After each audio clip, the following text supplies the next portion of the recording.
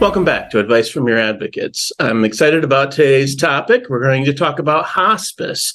This is a conversation that is very important, but a lot of confusion surrounds hospice. And today we have our very own from Mannor Law Office, Nikki Inches, who is a care navigator and social worker at Mannor Law Group. So hello, Nikki. Thanks for coming. Thanks for having me. Hello, everyone. Nikki has expertise in hospice. She has worked for a hospice organization. And I got to say first, I love your name. It's such a rock star name, Nikki Inches. So I can't say that that's one of the reasons why we interviewed you when we saw your resume, but it is a very cool name. So let's talk a little bit about hospice. Okay. So I think people have a lot of different ideas about what hospice is. And some people have experienced more recently. But I remember when I was in my maybe mid-20s, I had a cousin who went on hospice. And that was what I believed hospice was for a very long time. And it was basically the last few days of life. It was probably a week or less till she passed. And she went to a place that was called hospice, and they took care of everything. It was very lovely. It was just a way for the family to kind of get their head wrapped around things, to care for the person that was dying. And that was just a very short term, but it was a place and everything was covered and there was no cost to it. Hospice has changed a lot since then, right? It has, absolutely.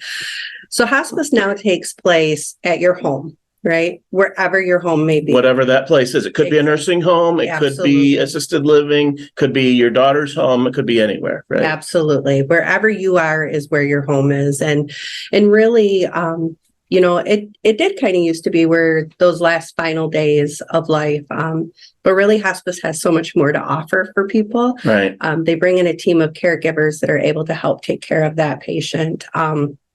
It's not something that has to be done in the final days of life. The criteria for going on hospice is that if your diagnosis was left untreated, it would be terminal within 6 months. It doesn't always mean that somebody is gone within 6 months. It means that when that 6 months is up, we're reevaluating and seeing if we've seen any declines. And if so, then we can recertify you for another period. Absolutely. So we've had clients on hospice for 2-3 years sometimes. Absolutely. And now I understand. I don't know if this was a change or just kind of a change in attitude, but sometimes dementia can be a qualifier for hospice, and dementia isn't always clear that it's going to lead to death in the next 6 months. Right. But if it's far enough along, I do believe that can be a qualifier. Is that accurate? Absolutely. Absolutely. Okay. They're looking at things like, do they recognize who their family members are? Are they able to remember to feed themselves? Are they able to dress themselves? They're looking at all of those different pieces. And as we progress in that dementia diagnosis or, that dementia disease, we're forgetting to do those things. And so that's where hospice steps in. So I'm going to get right to the misconception that I think a lot of our clients have and a lot of people have, which is once you go on hospice, everything is covered. And that's just what I believed when I was 25. That was what my experience was. And so what is covered? Because we know that typically the cost of the nursing home is not covered. The cost of the assisted living is not covered. The cost of your mortgage at home or something like that is not covered if you're in your home. And so what is covered under hospice? So hospice covers 100% of things related to your terminal diagnosis. Okay. And that includes things such as medical equipment. So if you need a hospital bed, if you need a wheelchair, if you need a walker, if you need oxygen, those things are covered under hospice. Your medications that are related to your diagnosis are covered under hospice. So no copays or anything like that? No copays, nice. Nothing like that. Supplies such as briefs and wipes and bed pads and gloves, those things are all covered under hospice as well. Now, hospice is covered by Medicare. And so that's a really important point because almost everybody if you're over 65, you almost always certainly have Medicare. So it's a Medicare benefit. And it's not, I don't believe that it's covered under Medicare. So if you have Medicare, whether you have Medicare Advantage or Medicare plus a supplement or just Medicare alone, it's covered and there's no cost associated with it. Absolutely. Medicare covers it at 100%. And if you have one of those supplementals, you actually revert back to your traditional Medicare under hospice. You do. Okay. So even if you're on an Advantage program, it converts back to a traditional Medicare program because the insurance company's not paying for anything anymore, right? Okay. Now talk about hospice because again, one of the misconceptions that I would have had 30 years ago would have been that it was it was hospice. That was just hospice. That's a thing. And my understanding is there's a lot of hospices even sort of competing against each other. Absolutely. There are a lot of hospices. They're for profit, they're not for profit. The one thing there aren't very many of anymore, unfortunately, are the hospice houses that you talked about. It sounds like your cousin went to. Mm-hmm, exactly. Those, unfortunately, are far and few in between. Right. But, all hospices, in theory, should provide you the same level of care. I would hope that they would. Yeah. But, definitely do your research and talk to the different hospice companies. Well, and that's an important point because you can ask them, what does this cover?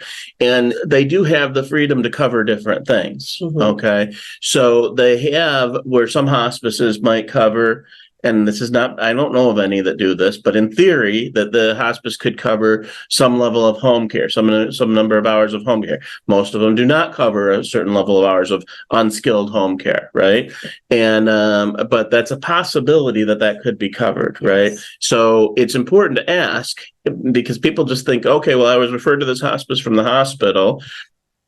Realistically, it might be owned by the hospital, right? Absolutely. And so it's not a bad idea to maybe check with another hospice and say, okay, what do you cover? But it's a difficult question to ask in that circumstances where people are talking about hospice and end of life and those types of things to now say, okay, but what are you going to give me? And I think that's really important to have that conversation. Absolutely. I think an important piece of that is, you talked about that home care.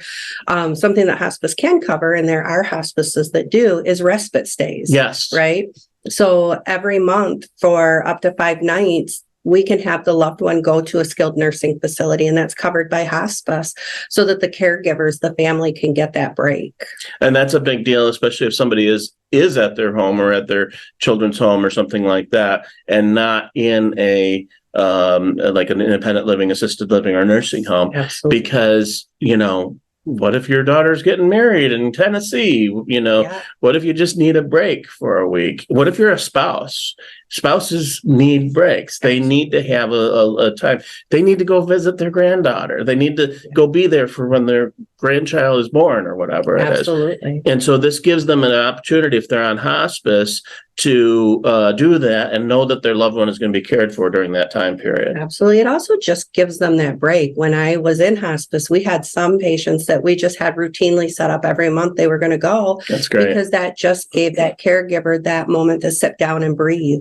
And they knew that their loved one was coming home, but they were going to get that next break.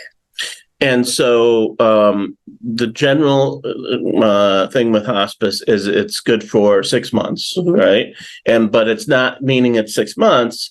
And don't take that when they say 6 months, don't say, oh, well, I don't know what we're going to do in 6 months, because under many circumstances, they'll be able to renew that for an additional 6 months. Absolutely. Okay.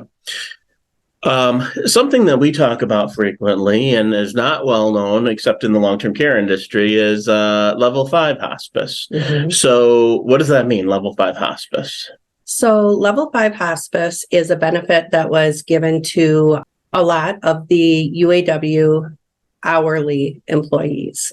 It is a benefit through their Blue Cross that will pay for up to 210 days room and board in a skilled nursing facility. So the Medicare portion will cover the hospice care itself, and their 5th level benefit is covered by their Blue Cross. And so they oftentimes don't have any kind of copays or out-of-pockets with that. Yeah, which is amazing. So I want to put that in context a little bit. First of all, if you weren't a retiree or a spouse of a retiree from UAW, you probably don't have this. I'm not aware of anybody that has it that wasn't UAW. It was a very specifically negotiated by the UAW.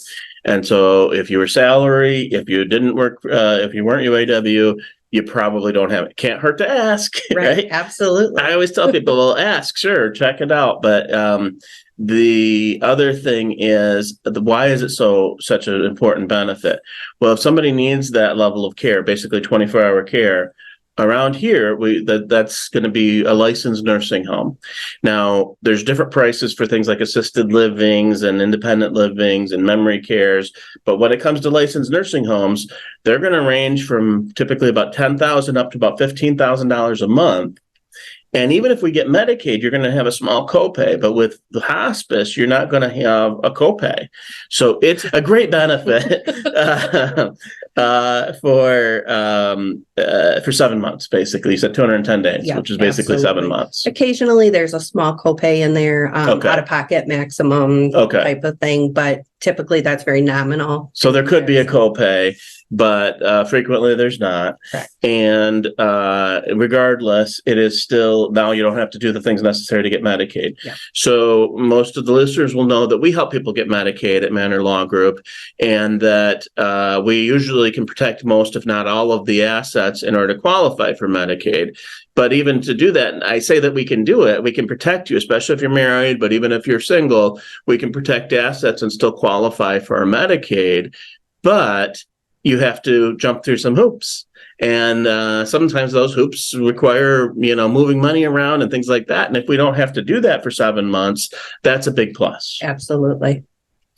What else about hospice do you want people to know about?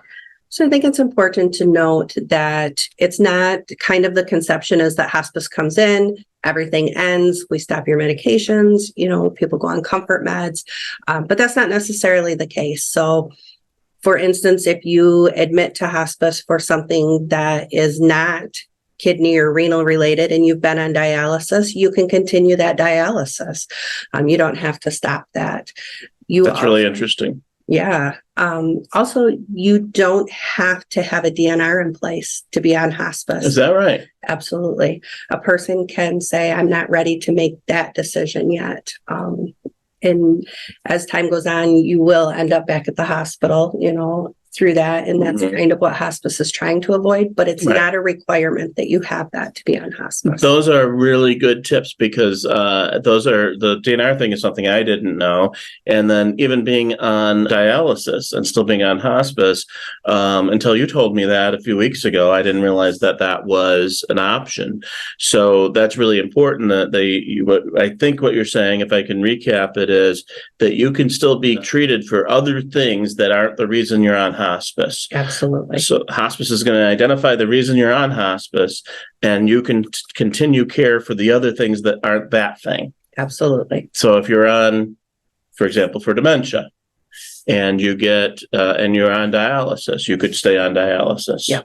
That's very interesting. Well, thank you, Nikki. This has been very informative. I think that I hope a lot of people listen to this and pass it on to others. Encourage other people to listen to it. Hospice is such an important benefit. It's, we don't want to take it too lightly, but we don't want to make it so that we don't get on it because we're confused about it. So this was really good information. I hope you pass this along to your friends and family and coworkers so that they can get a better understanding of hospice. So thank you for joining us for Advice from Your Advocates, and don't forget to subscribe.